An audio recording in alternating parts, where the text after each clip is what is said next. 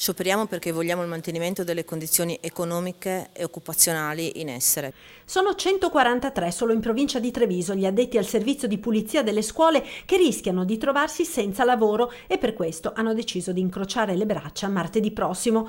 Tutto ha origine dalla decisione del Ministero dell'Istruzione di internalizzare il servizio di pulizia di tutte le scuole italiane, revocando quindi i lavori ora eseguiti da cooperative. Ma le procedure per l'assunzione dei lavoratori da parte dello Stato non sono partite. Alcuni addetti poi non risulterebbero nemmeno in possesso dei requisiti richiesti. 23 lavoratori per l'esattezza, solo riferito al dato dell'anzianità di servizio.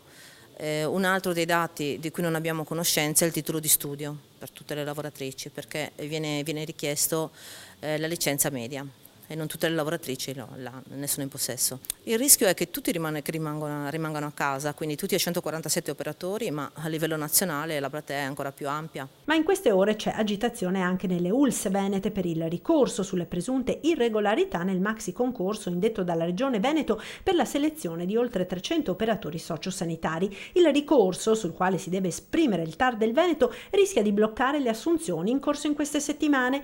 Alcuni lavoratori sono già stati assunti e si sono licenziati dall'occupazione precedente, altri sono in graduatoria e la pressione anche in questo settore è forte.